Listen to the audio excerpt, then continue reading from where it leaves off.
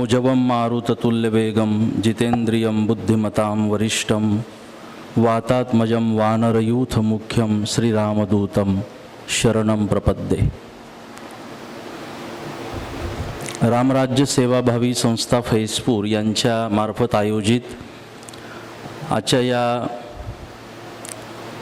बक्षीस समारंभासाठी मंचावर विराजमान सर्व सन्माननीय संत महात्मा, सर्व परंपरा संप्रदायाचं नेतृत्व करणारी आदरणीय श्रद्धेय सर्व संत मंडळी, तसंच विविध क्षेत्रात कार्यरत असणारी मंचावर विराजमान सर्व मंडळी, उपस्थित माझ्यासमोर सर्व माता भगिनी आणि आपल्या गावातील सर्व तरुण, सर्वांना मनापासून अभिवादन करतो। सुरुवातीला रामराज्य सेवाभावी संस्था फैजपूर यांना मनापासून धन्यवाद देतो, आशीर्वाद देतो की त्यांनी खूप एक चांगली सुरुवात आपल्या गावापासून केली आहे। त्यांच्या कार्याचं मी कौतुक करतो। ज्या विषयासाठी या ठिकाणी आपण एकत्रित आलो आहोत, माझ्या माहितीप्रमाणे ज्यांनी हे विषय ऐकले पाहिजे ते इथे नाहीत। ज्यांनी आधीच ज्या पद्धतीने गणेशोत्सव दुर्गोत्सव साजरा करावा, जसा करायचा असतो, जसा केला आहे, ती मुलं इथे उपस्थित आहेत।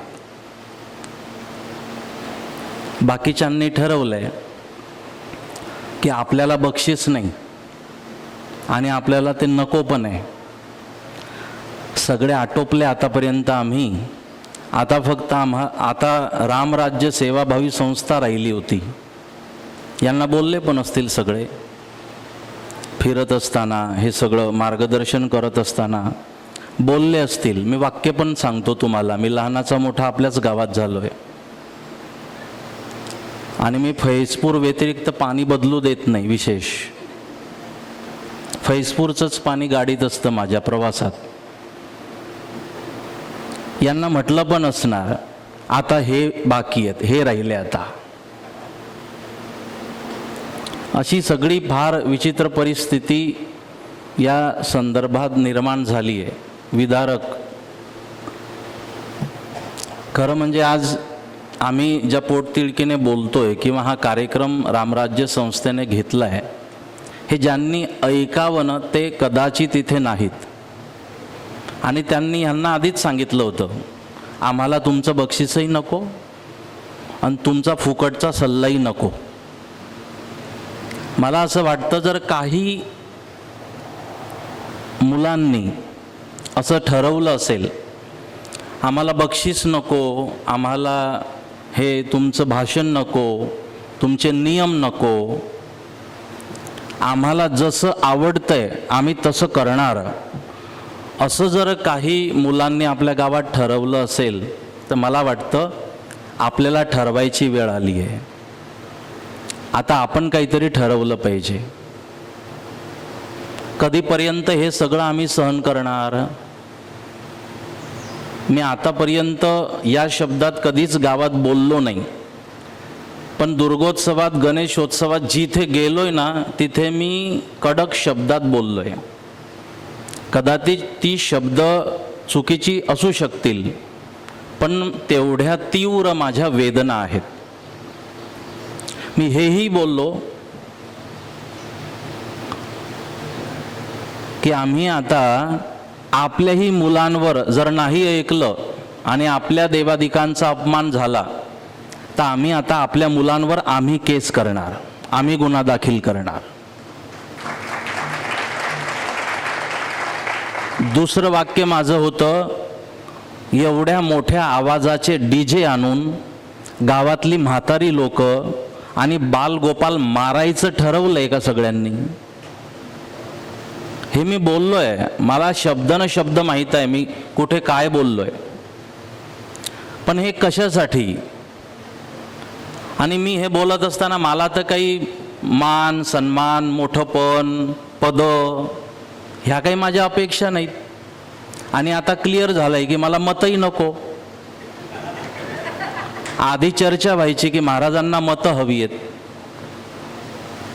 हम न ओट मागणे आहे न नोट मागणे आहे. नाही तर फैजपूरकरांनी एकाने उभं राहून मला सांगायचं मी 1 रुपया फैजपूरला कुणाला मागितलाय माझ्या उभ्या आयुष्यात.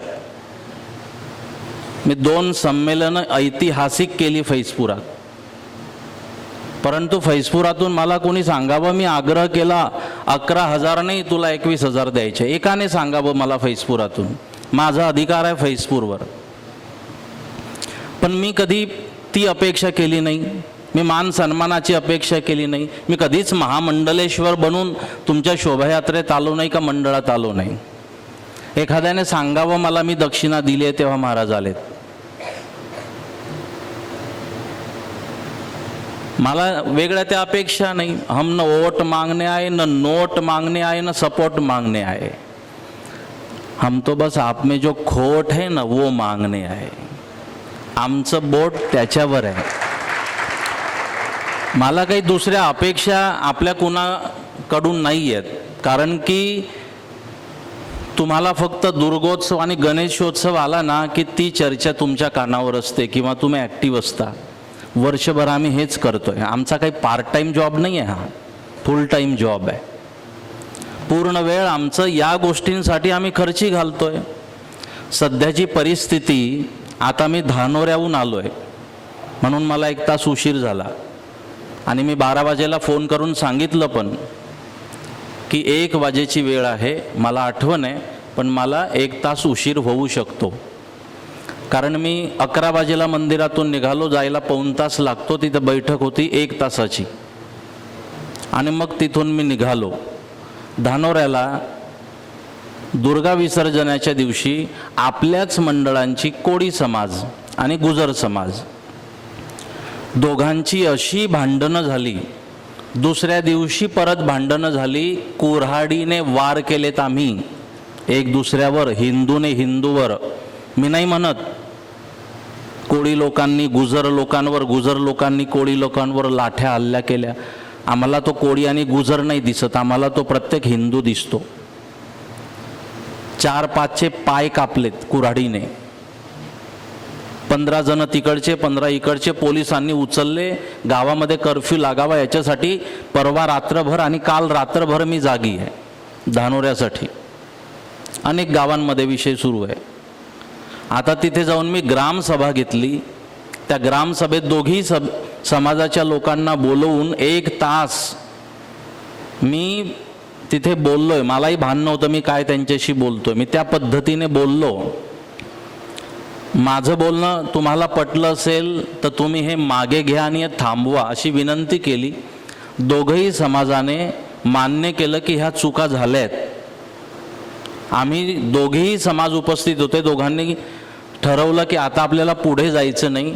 जे झालंय, जे आता न्यायालयीन प्रक्रिया आहे ती पूर्ण होऊ द्यायची, पण आता बाकी गुन्हे आपण आपापसामध्ये मिटवून मागे घ्यायचे. मी एसपींशी बोलून तिथले DYSP घोलप आणि तिथले API वाघ साहेब त्यांच्याशी बोलून सांगितलं की आता पुढची प्रक्रिया बंद करायची आहे. हे मिटलं. त्या समाजाची ग्रामसभा घेण्यासाठी धानोऱ्यातून ती सभा घेऊन मी इथे आलो आहे. धानोऱ्यात ही परिस्थिती, कुणात हिंदू हिंदू, कुऱ्हाडींपर्यंत, लाठ्याकाठ्यांपर्यंत विषय काही नाही. विषय तिकडचे 2-3 दारू पिलेले, 2-3 इकडचे दारू पिलेले. ह्या दारू पिणाऱ्यांनी हे काम करायचं आणि भोगायचं अख्ख्या गावाने. हे सतत आहे. इथली पण परिस्थिती तीच आहे. त्यांना भान नसतं. त्यांनी आधी त्यांचा संसार उद्ध्वस्त केलाय, जीवन उद्ध्वस्त केलाय आणि आता गावाला उद्ध्वस्त करायचं ठरवलंय आणि आम्ही शांत बसून आहोत. त्या दोघी समाजाला सांगितलं अशी जी माथे आहेत त्यांना हाना ना बाजूला नेऊन, दोघांनी त्यांच्या मुलांना. गाव कशासाठी वेठीस धरलं पाहिजे? आज त्या मुलांवर सगळी सुशिक्षित मुलं आहेत, शिकणारी मुलं आहेत, त्यांच्यावर गुन्हे दाखल झाले. त्यांना आतमध्ये 15-15 मुलांना टाकलंय. लागला ना धब्बा, FIR मध्ये नाव आलं. भविष्याचं काय? आता मला म्हणायचे त्यांना कोर्टात हजर करू देऊ नका त्यांना. हे तसं नाही आहे. FIR झाली ना की API, PI, DYSP, SP काही नाही करू शकत. तुम्हाला न्यायालयीन प्रक्रियाच सामोरं जावं लागतं. तुम्हाला न्यायालयातच जावं लागतं. न्यायालयाकडून तुम्हाला जामीन घ्यायला लागतो. पोलीसच्या हाती नाही राहत. आणि एकदा न्यायालयात तुम्ही गेला तर FIR मध्ये नावाला गुन्हा तुमच्या नावाने दाखल झाला वगैरे की आयुष्य उद्ध्वस्त होतं. तुम्हाला प्रत्येक तुमच्या प्रगतीमध्ये तुम्हाला त्याचं प्रमाणपत्रही लागतं ना पोलिसाचं, ते मागायला लागतं. ह्याचा आम्ही कधीच विचार करत नाही. आणि असं आपापसामध्ये भांडण करून आपण तिसऱ्या लोकांना काय निरोप देतो? काय सुरू आहे बामनोदमध्ये? का ही परिस्थिती बामनोदला निर्माण झाली? मी काल धनंजयशी पण बोललो या विषयावर. काय परिस्थिती निर्माण झाली आहे? आताही SDM साहेबांच्या इथे उपोषण सुरू आहे समोर, आता पण परवापासून. कशासाठी? प्रशासनावर दबाव. कशासाठी प्रशासनावर दबाव? खोटी कामं करायला. प्रशासनाने योग्य काम केलंय बामनोदला. ज्या कोळी समाजाची लोक फुलहार घेऊन जात आहेत त्यांच्यावर दगडफेक मुद्दामून होते आणि पोलिसांनी त्यांच्यावर कारवाई केल्यानंतर पोलिसांवर ॲट्रॉसिटी दाखल करावी असा दबाव वरून येतो. अशी परिस्थिती निर्माण झाली आहे सध्या. पालला काय झालं? ते चैतन्य धामच्या त्या मंदिरासमोर पठाण लोकांची ती ईदची मिरवणूक निघाली. किती टिंगल, किती त्यांनी गमती केल्या.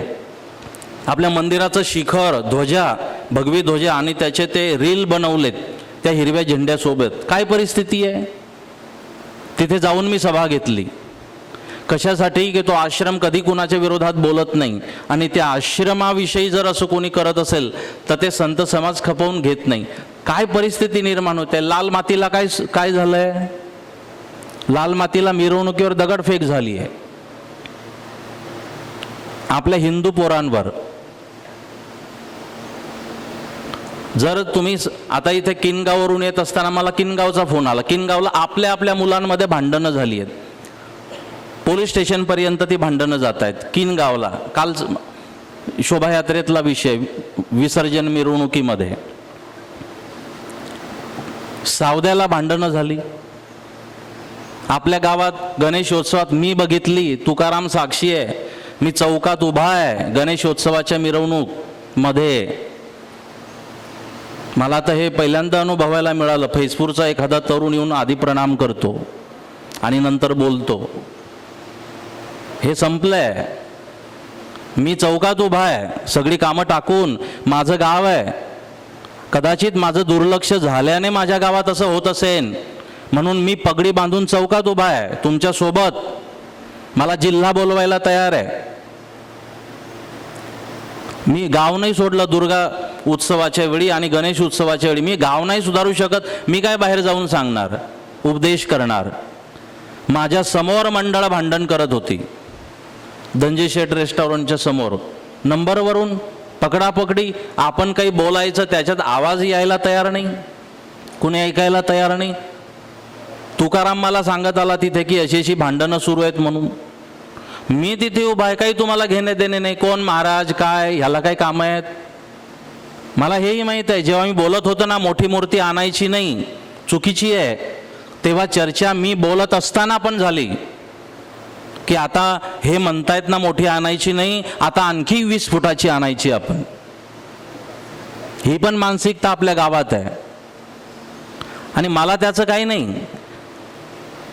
इथे सुरू होतं ना संतांनीच ठेका घेतलाय का? हो, आता घेतलाय असं समजा.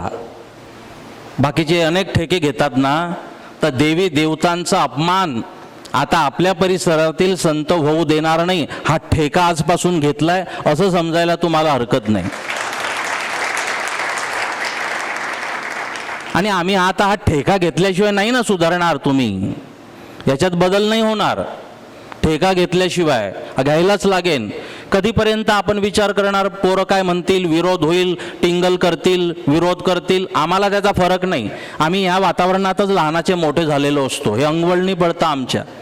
आम्हाला माहीत आहे. बोलतो तेव्हा जर 1000 लोक असतील ना, माहीत आहे 300 ऐकतात, बाकीचे नावं ठेवतील, पण आम्हाला 300 महत्त्वाचे असतात म्हणून आम्ही बोलत असतो. 1000 साठी नाही बोलत. अशी परिस्थिती आपण निर्माण करायची, भांडणं करायची चौकात. त्या दिवशी मी पोलिसांना सांगितलं या दुर्गोत्सवाच्या दिवशी पोरांना हात लावायचा नाही. विचारा मोताळे साहेबाला, विजय पोलिसला विचारा, मला तो सांगायला आला. म्हटलं यांना करू दे, उलट तुम्ही बाजूला जा, नाही हात लावायचा पोरांना, त्यांना छातीवर बसू दे एकमेकाच्या. ही कधीपर्यंत अशी भांडणं तुम्ही करायची एकमेकाशी? याचा फायदा दुसऱ्या धर्माने घ्यायचा. त्यांनी तुम्हाला दगडफेक केली, रात्रभर तुम्ही महाराजांना फोन करायचे, महाराजांनी नाही रिस्पॉन्स दिला, नाही फोन उचलला, महाराजांच्या नावाने तुम्ही फटाके फोडायचे. जे मध्यस्थी करत नाही त्यांना दोष द्यायचे. कशासाठी करतील? तुम्ही नियमात वागा ना. आम्ही संत आमचा माथा द्यायला तयार आहे तुमच्यासाठी. तुम्ही नियमात वागा. आम्ही जाऊन बसू त्या पोलीस स्टेशनमध्ये. कुणाची ताकद आहे तुम्हाला टच करायची? तुम्ही चुकलेले असता कामा नये. आम्ही तुमची बाजू तुम्ही न सांगता समर्थपणे घ्यायला तयार आहोत, परंतु तुम्ही ऐकून असलं पाहिजे. मला पूर्वीचे जे SP होते त्यांनी एक सुंदर प्रश्न विचारला सावद्याच्या बैठकीत. बाबूशेठच्या हॉलमध्ये ती बैठक होती, सगळ्या आपल्या तालुक्याची परिसराची. राजकुमार जे SP होते आधीचे, ते माझ्या शेजारी बसलेत. त्यांनी मला एक प्रश्न विचारला. शांतता कमिटीची का काही बैठक होती सावद्याला, तर त्यांनी मला प्रश्न विचारला. म्हणे महाराज तुम्हाला वाईट वाटेल पण एक प्रश्न विचारू का? म्हटलं आम्हाला अशी प्रश्न विचारली जातात की त्याचं वाईटच वाटतं, आम्हाला सवय आहे, तुम्ही विचारा. त्यांनी मला प्रश्न विचारला की जसं हे मुस्लिम लोक आहेत, म्हणे यांनी सांगितलं की ईद आज ने कल मनाएंगे. एका मौलानाने सांगितलं सगळा मुस्लिम समाज ऐकतो, आज ने कल मनाएंगे. मग म्हणे ही हिंदू मुलं, हिंदू समाज आपल्या संतांचं ऐकत नाही का की फिल्मी सॉन्ग वाजवू नये, मोठ्या मूर्त्या आणू नये? काय उत्तर देणार मी? हा राजकुमार यांनी मला विचारलेला प्रश्न आहे.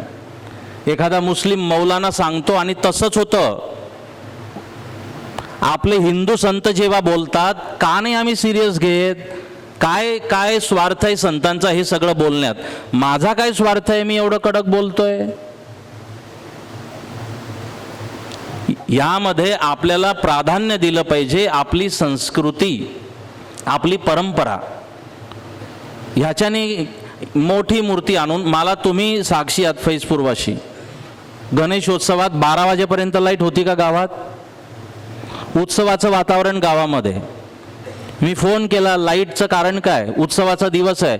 मला सांगितलं की सगळे पोरं त्या वायरी हातात पकडताय, गणपती मिरवणुकीसाठी गणपतीला अडू नये म्हणून. कुठेही काही काड्या लावून हातात धरून गणपतीवर चढू नये, सगळं सुरू आहे. आणि काही अपघात झाला तर मग त्याची जिम्मेदारी कोण घेईन? म्हणून आम्ही लाईट बंद केली आहे. 12 वाजेपर्यंत लाईट बंद. उत्सवाचा दिवस कशासाठी आम्ही ह्या सगळे प्रकार करतो मला कळत नाही. यावर्षी मी आवाहन केलंय प्रत्येक मंडळाला. मला अपेक्षा आहे, लक्षात ठेवा, आतापर्यंत जे घडलंय अनावधानाने, अज्ञानतेत घडलंय. दोष आमचा आहे की आम्ही अशी मीटिंग करून हे तुमच्याशी कडक आवाजात बोललो नाही आहे. आमची चूक आहे. आतापर्यंतचं नाही आपल्याला चर्चा करायची, आजपासून पुढची चर्चा करायची आहे की आता कळलं ना ह्या गोष्टी, आता आम्हाला काहीतरी याच्यामध्ये बदल केला पाहिजे. नवीन प्रथा तुम्ही सुरू केली की ही मूर्ती त्या मंडळाला, ती मूर्ती त्या मंडळाला. कोणी सांगितलं तुम्हाला? कशासाठी दोष लावून घेताय? कशासाठी आपण हे सगळे नवीन जी प्रथा या मोठ्या मूर्त्यांची आणि ही आहे ती मुंबईची परंपरा आहे. तुम्ही भौगोलिक विचार केला पाहिजे, तुम्ही त्या ठिकाणची परिस्थिती विचारात घेतली पाहिजे. तुम्ही कोणत्याही गोष्टीला कॉपी पेस्ट नका करू. मुंबईला समुद्र आहे. तुमच्या तापी नदीला किती पाणी आहे? धरणांना किती पाणी आहे? 20 फुटाची मूर्ती, 18-15 फुटाची मूर्ती जाईल का त्या पाण्यात? तिथे क्रेन असते, व्यवस्था असते. म्हणून आपल्याकडे हाही विचार केला पाहिजे. आपण मूर्त्या विसर्जन करून आलो, त्यानंतर मुस्लिम, काही शीख समाज, बऱ्याच समाजाच्या लोकांनी त्या मूर्तींचे अवशेष जमा केले आणि त्याचे रील्स बनवून व्हायरल केले की हिंदू त्यांच्या देवांचा अपमान करतात आणि बघा आम्ही हे करतोय, आम्ही त्यांच्या देवाचा सन्मान करतोय. लाज वाटते ना आपल्याला? ज्याला गणपती कळत नाही का दुर्गादेवी कळत नाही त्याने अपमान केला नवल वाटत नाही, पण ज्यांना गणेश कळतो, ज्यांना दुर्गा माता कळते, चरित्र माहीत आहे, महिमा माहीत आहे, त्यांनी अपमान केला तर वेदना होतात.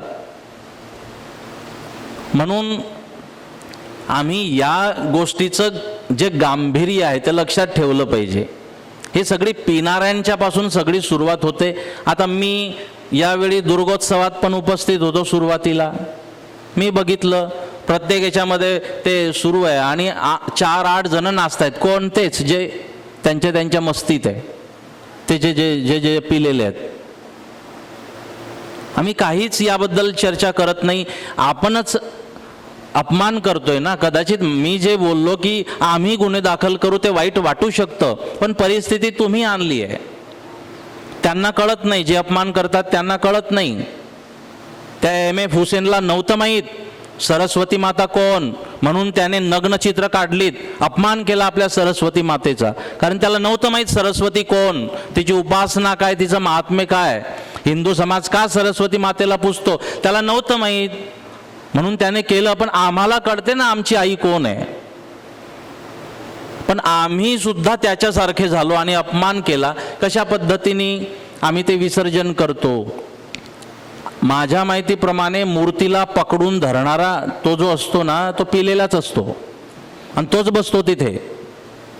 फक्त आमचा अध्यक्ष जाऊन 2दा त्याला चार्ज करून येतो, संपली की सांग. तोच इमानदार असतो ना एक तिथे बसणारा, आणि तो त्या लालसेपोटी बसून पकडून ठेवतो मूर्ती. बाकीच्यांना फिरायचं आहे, नाचायचं आहे. किती अपमान. हे होत नसेल तर मला आनंद आहे, पण हे होऊ नये अशी माझी इच्छा आहे. जे आम्ही मूर्ती अदलाबदल करतो, वर्षभर ती कुठे पडून असते. आढावा घ्या तुम्ही आपल्या संपूर्ण जिल्ह्यात, परिसरात कुठे असते ती मूर्ती. एखाद्या कुठेतरी टपरात, शेडमध्ये, जिथे सगळं गाव घाण करायला जातं, जिथे सगळे पेशाब करायला जातात, सगळ्या धर्माची लोक, आणि काही मुद्दामून जातात. त्रास होतो. डोळ्यासमोर ही सगळी चित्र बघत असताना कशासाठी वर्षभर त्या गणपतीच्या मूर्तीची आणि दुर्गा मातेच्या मूर्तीची अवहेलना आम्ही करायची. ह्या गोष्टी आपण सगळ्यांनी समजून घेतल्या पाहिजे. काही तुम्हाला आपल्या गावात तमाशे पण असायचे ना. 4 वर्ष लागली ती बंद करायला, पण झाली आज बंद. ती तमाशेही बंद केली आपण. आधी मला सल्ला द्यायचे की ही परंपरा आहे, ह्याचं महात्म्य आहे. मग मी ऑडिट करून दिलं की रात्रभर हे जे सगळं चालत असतं ना, काहींनी तर कारण दिले की ह्याच्यामुळे तर आमची वाड्याची भांडी झाली, मग ते आम्हाला पैसे मिळतात वगैरे. आम्ही पैसे मिळतात म्हणून आमचा धर्म विकायचा, परंपरा विकायची, तिची बोली लावायची पैशांसाठी. आमचा इतिहास काय की आमची मान कापून दिली चालेल, शरीराचे तुकडे तुकडे राजे संभाजी म्हणतात करून दे, धर्म नाही सोडणार, ही आमची परंपरा. धड़ दीजिए धर्म न छोडिये, ही आमची परंपरा. त्यावेळी आपण आवाहन केलं. मी सर्वांना समजावून सांगितलं की रात्रभर तिथे जे लोक आलेली तमाशात असतात, कोण आहेत, गावातलं कोणीच नव्हतं त्यामध्ये, सगळे बाहेरून यायचे. रात्रभर तुम्हाला आठवत असेल, सकाळी 5 आणि संध्याकाळी 5ला भोंगा वाजायचा फैजपुरात. न चुकता पाणी यायचं. सकाळी 5 आणि संध्याकाळी 5 फिक्स. 5 वाजल्यानंतर पाणी आलं, माता भगिनी पाणी भरायला बाहेर यायच्या घराच्या, आणि घराच्या समोर ही मस्ती सुरू. आणि तिथे कोण लोक उभे, ते आजूबाजूचे आलेले, ते भांडणं करायचे गावात. त्यांनी सट्टा खेळायचा रात्रभर गावात. त्यांनी तिरप्या नजरेने आपल्या माता भगिनींना पाहायचं, आणि त्यांना बोलवणारे कोण, आपण. हे ऑडिट करून मी सगळ्यांच्या समोर मांडलं. ही परंपरा नाही अशा पद्धतीची. असेल ती परंपरा तर ती वेगळी परंपरा आहे, आपण त्याचा विपर्यास करून ठेवलाय. तेही आपण करू शकलो. मी आठवण याच्यासाठी करून दिली, फैजपूर गाव परिवर्तनशील आहे. फैजपूरने कायम परिवर्तन स्वीकारलंय, आणि फैजपूरने कायम एक नवा आदर्श, जसं आपण सांगितलं नरूभाऊंनी, त्या पद्धतीने फैजपूरने कायम एक आदर्शाची भूमिका निर्माण केली आहे. म्हणून मला असं वाटतं की हे जे उत्सव याचं हे सगळा विपर्यास होत असताना फैजपूरने पुढे आलं पाहिजे. मला केव्हाही आनंद होईल कुठेही भारतभर हे सांगत असताना की माझ्या फैजपूरमध्ये असं होत नाही. आम्हाला एक त्याच्यासाठीचं एक उदाहरण सगळ्यांना मिळून तयार केलं पाहिजे. आणि काही मुलं जे आहेत, जे अज्ञानी आहेत, अज्ञानपणामुळे जे आग्रह करत असतील त्यांना समजवणं सुद्धा आपलं काम आहे. आपण त्यांना, आपलेच ते सगळे मित्र आहेत, आपण त्यांना ह्या गोष्टी समजावून सांगितल्या पाहिजे. बऱ्याचदा होतं काय तुमचा प्रॉब्लेम की तुम्ही जे सज्जन आहेत ना ते सांगतात ते तुम्हाला ऐकायचं नसतं. एक सेवेकरी गुरूंच्याकडे सेवा करायला गेला, महिनाभर सेवा केली, मध्यरात्रीची वेळ, तो म्हणतो गुरुदेव आता मी जायचं का, मला घरी गेलं पाहिजे, सेवा झाली. गुरुदेवांनी सांगितलं मध्यरात्रीची वेळ आहे, तू सकाळी जा. तो नाही मला आताच गेलं पाहिजे. अरे सकाळी जा. नाही म्हणे मला आताच गेलं पाहिजे. ऐकलं नाही गुरूंचं, रात्री निघाला जायला घरी. गावाच्या बाहेर पडला. गावाच्या बाहेर जाताच बरोबर काही गाढवं ओरडत होती. मग ह्याला लक्षात आलं की गाढवांचं ओरडणं म्हणजे अपशकुन. आपण जाता कामा नये. परत आला आश्रमात, दरवाजा ठोठावला. गुरूंनी दरवाजा उघडला. म्हणे अरे बेटा तू गेला नाही. म्हणे गुरुजी मी जायलाच निघालो होतो, पण ते गाढव ओरडत होते ना, तर ते अपशकुन म्हटला जातो, म्हणून मी परत आलो. गुरु म्हणतात भले आदमी संतो की नहीं सुनता, गधो की सुनता है. जेव्हा मी म्हटलं रात्रीची वेळ आहे जाऊ नको तरी गेला, आणि ते गाढव ओरडले तर परत आला. म्हणजे तुला माझं नाही ऐकता आलं, त्या गाढवांचं तुला ऐकता आलं. कदाचित तुम्हाला कळतंय मी काय बोलतोय. माझी भूमिका फक्त हिंदुत्वाची आहे.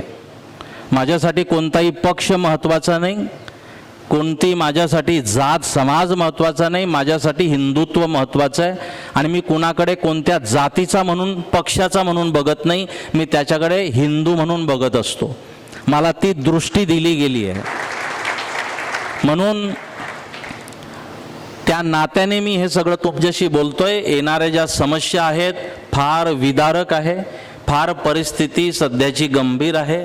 आपण असंच करत राहिलो, आपापसात भांडण करत राहिलो, तर मला नाही वाटत की येणारी आक्रमणं आपण थांबवू शकतो. तुम्हाला अंदाज नाही, ज्यावेळी आमच्या या बैठका होतात हिंदू धर्माविषयी, कशा कशा पद्धतीची वेब सिरीज असतील, सिरियल असतील, फिल्म असतील, किंवा काय काय गोष्टी हिंदू धर्माच्या विरोधात सुरू आहेत. ज्यावेळी आमची चर्चा होते, पाणी प्यायची इच्छा होत नाही. आज मी मंचावर पहिल्यांदा दूध प्यायलो सगळ्यांच्या समोर. चहा प्यायची होती तशी तर, कारण वेळ चहाची होती. ते याच्यासाठी की कालची एकादशी आहे, अजून एकादशी सोडायची माझी बाकी आहे. कारण मी एकादशी सोडायचा वेळ धानोऱ्याला दिला, आणि तिथून मग इथे पोहोचलो. म्हणून म्हटलं तू पाणी नको, चहा आण आता. तो भाऊ दूध घेऊन आला. सांगायचा मुद्दा, आम्हाला ह्या गोष्टी फार गांभीर्याने समजल्या पाहिजे. हे विचार आपण आपल्या गावात पसरवायचे आहे. मला अपेक्षा आहे की यावेळी आपण हा प्रयत्न केला आहे. जेवढी मंडळं 17, 20, 25 आपल्या गावात मंडळं असतील, 15, 20 मंडळांनी सुद्धा एक चांगला निर्णय घेतला ना, मला त्याचा आनंद आहे. राहिले 4-5 जे तमाशे पण एकाच वर्षी थोडी बंद झाले ना, 2-3 वर्ष लागली. तशी ही तमाशे बंद करायला आणखी 1-2 वर्ष लागू शकतं. पण आपण कायम यावर काम करत राहायचा प्रयत्न करूया. मूर्तीची विटंबना नको. तुम्हाला आनंद घ्यायचा अनेक प्रकार आहेत. आपल्या गावामध्ये मी मांगांना विचारलं, म्हटलं तुम्ही किती आहेत मातंग समाजाची लोक जी आजही, आता मातेला कोणतं वाद्य आवडतं सांगा? मातेला कोणतं वाद्य आवडतं? मातंगाचं आवडतं, गुरवाचं आवडतं. कोणत्या मंडळात होतं? गुरव आणि मातंग कोणत्या मंडळात होते? बाहेरपेठमध्ये होते. मग चांगली गोष्ट आहे. मातेला ते आवडतं. मातंगांचं आपल्या गावात किती बेरोजगार झालेत बिचारे.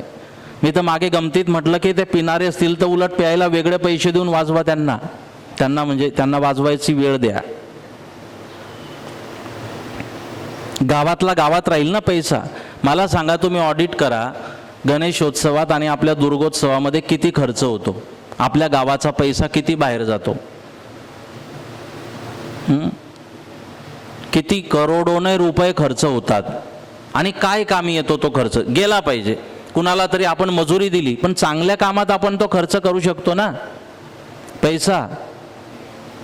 अनेक देणगीदार, तुम्हाला माहीत आहे की अनेक देणगीदार नाराज असतात की नाही द्यायची, आणि त्यांनी नाराजीने दिलेली देणगी कधीच लागू होत नाही, त्याचं फलित नाही. त्याला आनंद वाटला पाहिजे की मला सांगा इथे तुम्हाला काय गरज आहे, मी तुमच्या पाठीशी आहे, हे समोरून आलं पाहिजे.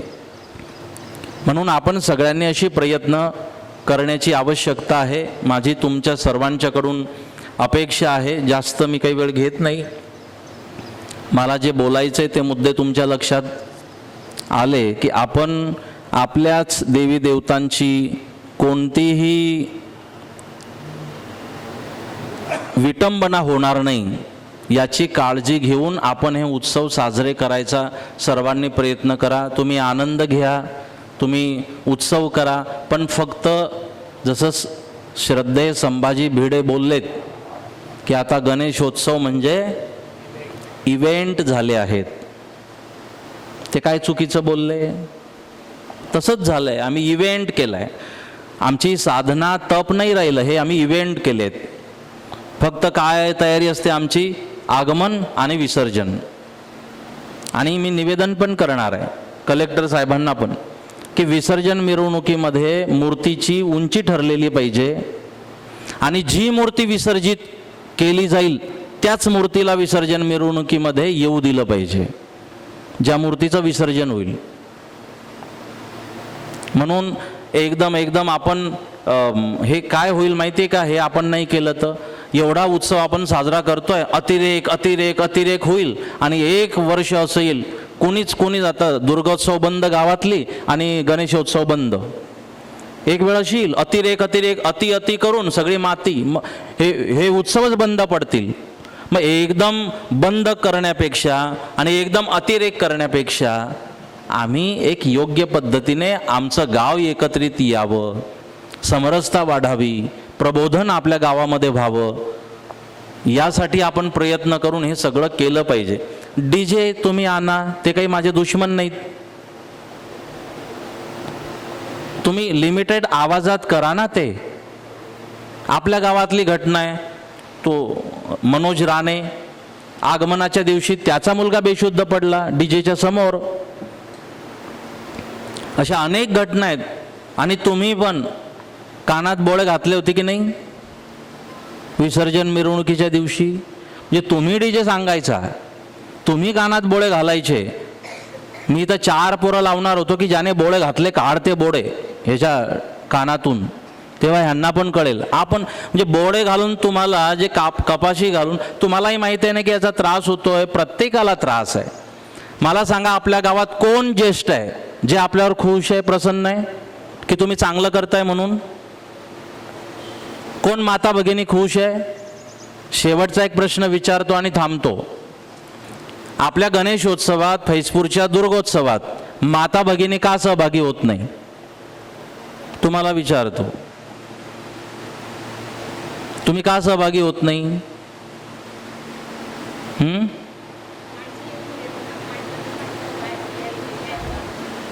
तुम्हाला सेफ वाटत नाही ना, म्हणजेच तुम्हाला अनुकूल वाटत नाही. डीजेचा आवाज असो का पिणारी लोक असो, ह्या आपल्या माता भगिनी बोलतायत. आपल्या माता भगिनी, आपल्या गावातील हिंदू माता भगिनी आपल्यापासून सेफ महसूस करत नाही. आपल्या गावातील या माता भगिनींना इतर धर्मियांपासून वाचवणार कोण? आपल्यापासून त्या सेफ नाही. पूर्वी मी लहानपणापासून सगळ्या गावात देव्या बसल्या ना की वेगवेगळे चित्र बघायला जायचे. कुठे जायचं आहे? देवा बघायला जायचं आहे. गणपती बघायला जायचं आहे आणि सगळ्या गणपती दुर्गादेवींच्या समोर एक एक उत्सव असायचा, बघायला जायचं आहे रात्रभर. आणि प्रत्येक ठिकाणी काहीतरी वेगवेगळी चित्र, चलचित्र, काहीतरी वेगवेगळी प्रदर्शनं, प्रबोधनपर ते असे हलणारे ते आणायचे, प्रबोधनपर ह्या सगळ्या गोष्टी व्हायच्या. रात्रभर मुलं बसून ही सगळी कामं करायची. आता पैसे दिले, रेडीमेड सगळं झालं की संपलं, झाला आमचा उत्सव. फक्त विसर्जन मिरवणुकीची वाट बघत असतो आपण. शेमडी पोरं, तोत्री पोरं, प्रत्येकाच्या वाड्यातली 50 नावं बघितली मी कागदावर. शेंबड्या पोरांकडे 50 100 नावं. कुणाची? या वर्षी 2 महिन्यापूर्वीचं बोलतोय, या वर्षी डीजे कोणता आणायचा आहे. 50 नावं डीजेची लहान पोरांकडे तयार होती. म्हणजे यांना काय कळतंय की गणेशोत्सव म्हणजे डीजेची तयारी. हा गणेशोत्सव. आम्ही आज जसं वागतोय ना, आपली पिढी, मी आपल्या पिढीबद्दल बोलतोय, तशीच आपली पुढची पिढी वागणार आहे. म्हणून आज आपल्याला कुठेतरी ह्या परिवर्तन आणायची गरज आहे. रस्त्याने पण तुम्ही बघत असता, कोणी थोडा वेळ उभे राहिले की सगळे आपापल्या घरात जाऊन निघून जातात. पाठक महाराज, मी राम मंदिरात दर्शन करायला गेलो परवा विसर्जन मिरवणुकीच्या दिवशी. ते पाठक महाराज म्हटले की मी इथेच होतो गणेशोत्सवाच्या दिवशी आणि आताही मी इथेच, मी घरीही थांबत नाही आणि ओट्यावरही बसत नाही राम मंदिराच्या, मी मध्येच बसतो. म्हटलं का? म्हणे तो आवाज आला की मला तो असं वाटतं की मी मेलोच. घरी पण आवाज येतोच, ओट्यावरही आवाज येतो, तर म्हणे इथे मंदिरात तरी थोडा कमी आवाज येतो. ही परिस्थिती आपल्या गावातील ज्येष्ठांची झाली आहे. माझ्या गावातील एक एक ज्येष्ठ रस्त्यावर उभं राहून त्याने आपल्या तरुणाईचं दर्शन केलं पाहिजे आणि तरुणाईवर आत्मविश्वास अनुभव केला पाहिजे. आपल्या गावातील ज्येष्ठांनी, वरिष्ठांनी, आम्ही त्यांचाही अपमान करतो, त्यांचं ऐकायला आम्ही वेळेवर तयार होत नाही. त्यांना आपल्यावर गर्व वाटला पाहिजे की हो, हे आमची पुढची पिढी आहे. माता भगिनींना वाटलं पाहिजे प्रत्येक उत्सवात की आम्ही सहभागी झालं पाहिजे. मी किरंगे वाड्यातील विधवा महिलांना खास करून आग्रह केला, प्रत्येकाने पगडी बांधायची आणि प्रत्येकाने गणेशोत्सवात सामील व्हायचं. मी कोणाकडे लक्ष दिलं नाही, पण विधवा महिला असतील, नाही बांधली ना, तू जा, फेटा बांध, पगडी बांध आणि सहभागी हो. तिला पण आनंद मिळाला पाहिजे ना. त्यांना नाही का वाटत माता भगिनींना? हा सगळ्या गावाचा उत्सव आहे. बस आम्ही ते गुलाल उडवत आता ते पावडर घेऊन आले आहेत. मी म्हटलं एवढी महाग पावडर कशी हे खेळतात? म्हणे महाग कसली?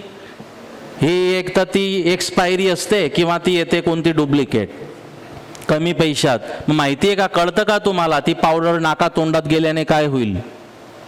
कॅन्सर झाला की रडत बोंबलत बसायचं दिवसभर, आयुष्यभर घराला वेठीला धरायचं. ज्या बापाने नग्न पावलांनी शेतात जायचं उन्हात पावसात, त्या बापाला शेत विकायला लावायचं मूर्खपणाची वागणूक करून आपण. अशी परिस्थिती आपण निर्माण केली आहे. आम्ही भविष्याचा कधीच विचार करत नाही.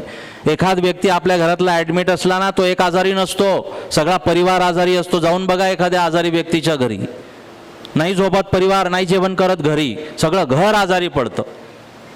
आम्ही याचा विचारच करायला तयार नाही. विचार केव्हा येतो? जेव्हा हे घडतं तेव्हा. ॲक्सिडेंट झाल्यावर कळतं, कॅन्सरसारखे विकार झाल्यानंतर कळतं, गुन्हा दाखल झाल्यानंतर कळतं. म्हणून माझी कळकळीची विनंती आहे, तुम्ही डीजे वाजवा, हळू आवाजात वाजवा, आपल्या देवादिकांची गाणी वाजवा ना त्याच्यावर. फिल्मी सॉन्ग त्याच्यावर वाजता कामा नये. प्रमाणात तुम्ही गुरुवांची वाजे सांगा. आपल्या गावात 100 मातंग समाजाची लोक आहेत जी डफ वाजवतात. त्यांना त्या दिवशी काम नाही आणि आपण बाहेरून किती लाखो रुपये खर्च करून मोठमोठे डीजे गावात आणतोय, जे फिरू शकत नाही. अनेक गावांचा आढावा तुम्हाला देतोय. आपल्याही गावात 3 ते 4 दुर्गोत्सवाची मंडळं सहभागी न होता विसर्जनाला निघून गेली. बरोबर? आपल्या गावातला विषय या वर्षीचा गणेशोत्सवामध्ये तुम्हाला लाईन लागायला तिथे 10 वाजले रात्री. काय आनंद घेऊ शकलो आपण? आपणही आनंद घेत नाही. वेळ कशात गेला? विसर्जन मिरवणुकीचा भांडणात गेला. साऊंड थोडा आपला हळू असला पाहिजे या पद्धतीने. आणि एक आपण सगळ्यांनी मिळून एक विषयावर काम करायची गरज आहे.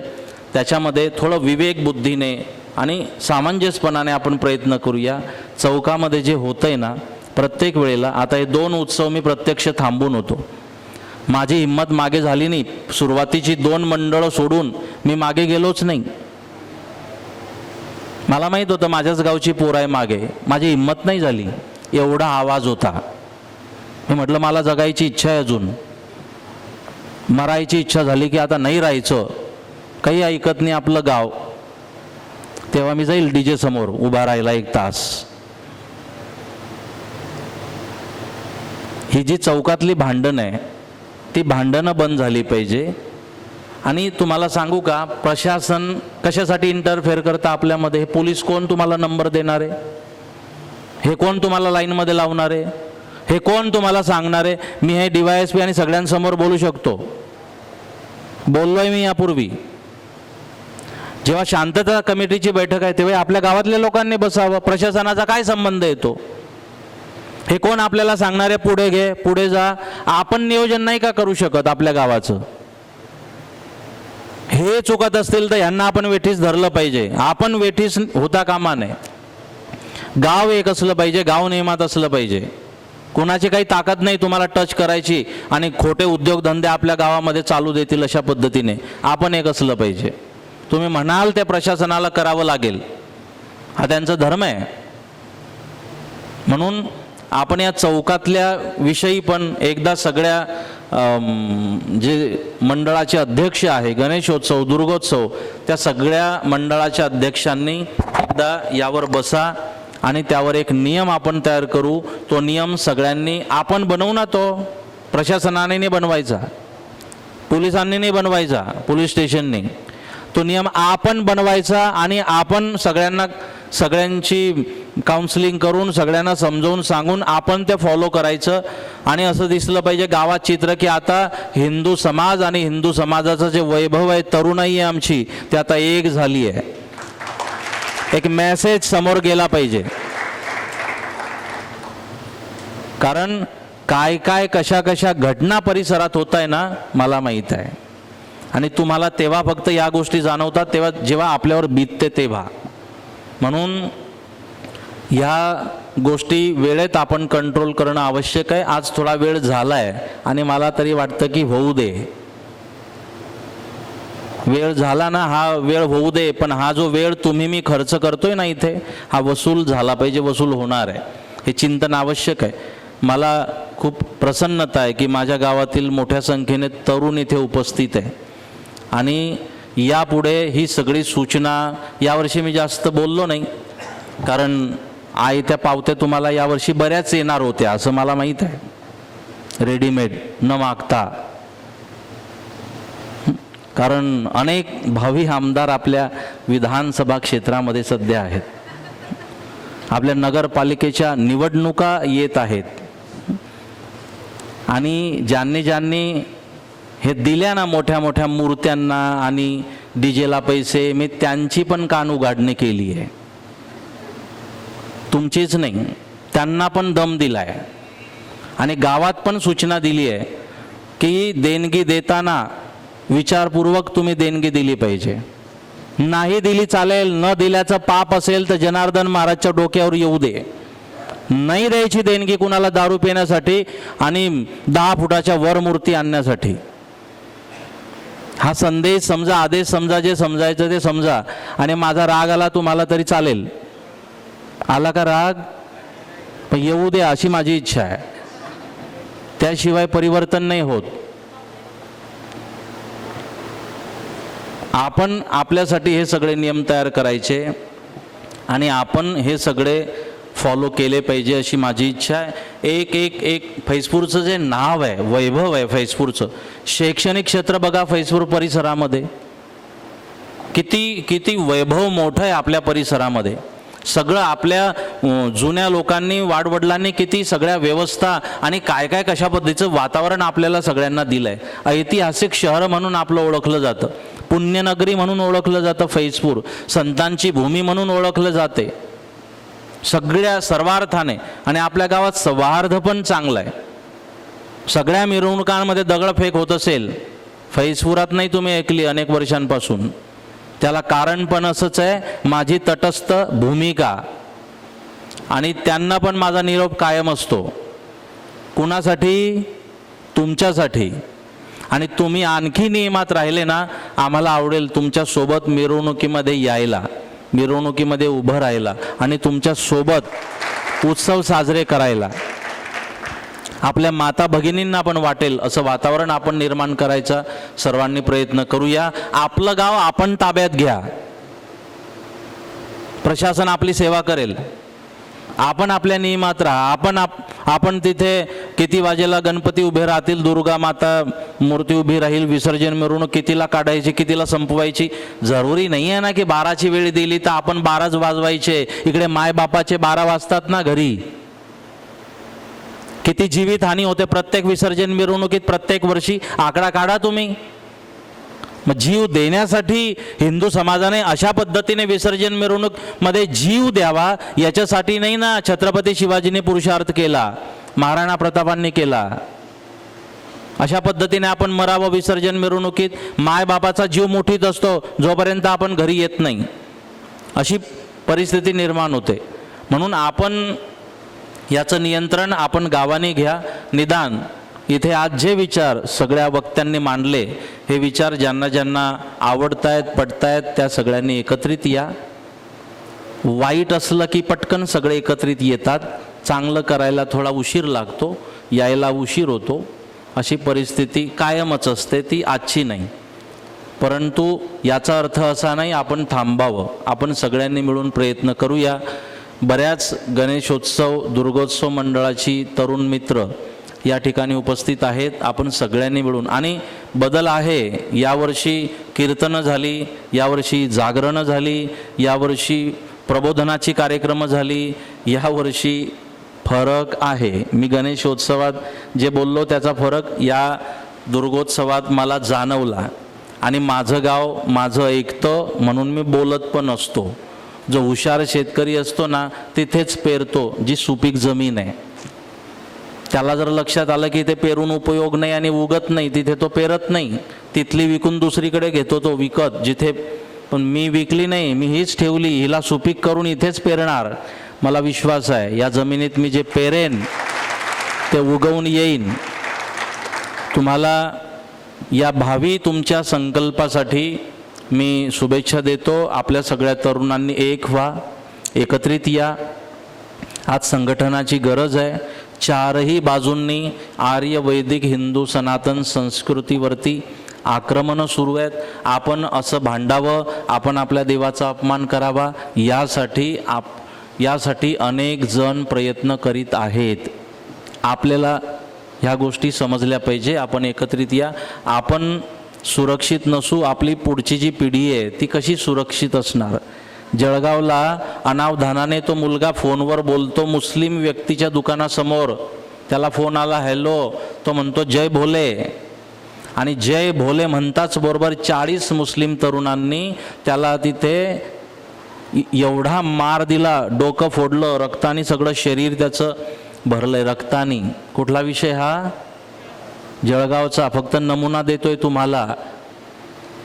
किंवा वेळ असला, मी फ्री असलो की येऊन बसा, पुराव्यासहित सगळं देतो, कुठे काय सुरू आहे, किती भयानक परिस्थिती आहे. जय भोले म्हणून 40 तरुण एका तरुणाला हाणतात, मारतात जिल्ह्याच्या गावी आपल्या. जे जय भोले म्हणायची पण आता सध्या मनाई सुरू होते आहे. अशी परिस्थिती निर्माण होते, लक्षात ठेवा. म्हणून ही कळकळीची विनंती आहे.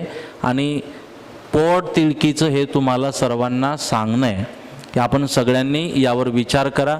मला विश्वास आहे आपण खूप सकारात्मकतेने यावर विचार करून हे सगळं आपण करणार. आणि जे येऊ शकले नाहीत, जे इथे आले नाहीत, त्यांच्यापर्यंत हे विचार पोचवा. जर 20 मंडळं असतील, त्यापैकी 17, 18, 15 मंडळांनी पण ह्या नियमाचं पालन केलं तर मला त्याचा आनंद होईल. राहिलेले आणखी 1-2 वर्षामध्ये आपण, आणि पुढच्या वर्षी तर मी प्रत्येक गणेश मंडळाला भेटणारच आहे जाऊन, चाय पे चर्चा. आणि दुर्गोत्सव मंडळाला पण तुम्ही माझ्यापर्यंत नाही आले तर मी तुमच्यापर्यंत येणार आहे आणि ही चर्चा आपण नक्की करू. या पद्धतीने. माझं म्हणणं तुम्ही ऐकलं नाही ऐकलं मला त्याचा काही मान अपमान नाही. माझा धर्म आहे हे तुमच्या लक्षात आणून देणं, त्याचं पालन मी करणार. बाकी तुमची मर्जी. मी तुम्हाला भावी तुमच्या या संकल्पासाठी शुभेच्छा देतो. आदी मायेकडे, गणपती भगवंताकडे, श्री रामचंद्रांच्याकडे सर्वांच्या कल्याणासाठी प्रार्थना करतो. उपस्थित मंचावर विराजमान सर्व मान्यवर आणि आपण सर्वांना मी यथायोग्य पूर्ण वेळ बसून राहिल्यामुळे मी धन्यवाद देतो. नाही तर एरवी मला नाही वाटत की एवढा उशीर होईपर्यंत आपल्या गावात कोणी बसून असतात शेवटपर्यंत. पण आपलं गाव विशेष आहे. तो कॉलनी सगळं हे सर सांगत होते, पण मला कॉलनी नाही कळली. कोणती कॉलनी? साने गुरुजी. अच्छा, बरोबर. तर तुमचंही बोलणं जे मी ऐकलं कार्यकर्त्यांचं, त्याही तुमच्या भावना चांगल्या आहे. एकदा रामराज्य सेवाभावी संस्थेसाठी आपण टाळी वाजवून यांचं अभिनंदन करूया. या सगळ्यांचं, की या सर्वांनी एक चांगली टीम तयार करून चांगल्या गोष्टीसाठी सुरुवात केली आहे. कारण खूप मोठं मन लागतं. कारण हे जेव्हा मला भेटायला आले, ह्यांना म्हटलं तुम्ही पचनशक्ती वाढवा. हे काम करायचं आहे ना, तर सहनशक्ती वाढवा, पचनशक्ती वाढवा. शिव्या खायची पचनशक्ती, अपशब्द ऐकायची पचनशक्ती, सहनशक्ती तुम्हाला वाढवली पाहिजे. म्हणून हे प्रेमाने आज मी सगळं बोललो आहे. नाही तर पवनजींनी सांगितलंच आहे की जनार्दन जी महाराज हिरे है सबको चमकाते है. हां, मी चमकवतो. पण तुम्ही आजूबाजूला तपास करा मंदिराच्या, मी चमकवतो. पण दोन्ही पद्धतीने चमकवतो. त्यापैकी कोणत्या पद्धतीने तुम्हाला चमकायचं आहे तो विषय तुमचा आहे. पण मी चमकवतो नक्की, धर्मासाठी, देशासाठी आणि समाजाच्या समरसतेसाठी. मी फक्त बोलत नाही आहे. मला उत्सव घेत असताना मी उद्घाटन शब्द नाही वापरला निष्कलंक धामचा. मी शब्द वापरला समरसता महाकुंभ. समरसता हे माझं सूत्र आहे. आणि म्हणून मी भैयाजी जोशींपासून सगळे प्रभावित होते की हे तुम्हाला सुचलं कसं समरसता महाकुंभ, की समरसतेचा पण महाकुंभ होऊ शकतो. माझी भूमिका आपल्या परिसरामध्ये समरसतेची आहे. त्यासाठी ही तुम्हाला विनंती आहे. त्यासाठी आपण सगळ्यांनी मिळून प्रयत्न करूया. राहिलेला उर्वरित काही मिनिटाचा कार्यक्रम आहे, तो पूर्ण कार्यक्रम आटोपून आपण सर्वांनी इथून जायचं आहे. ज्या ज्या मुलांनी, मंडळांनी खूप चांगल्या पद्धतीने गणेशोत्सव साजरा केला आहे, त्यांचं अभिनंदन, कौतुक आपल्याला करायचं आहे. त्यांना जी मंडळं असतील त्यांना मी आताच शुभेच्छा देतो आणि अपेक्षा व्यक्त करतो की आणखी ही कॉम्पिटिशन आपली वाढली पाहिजे.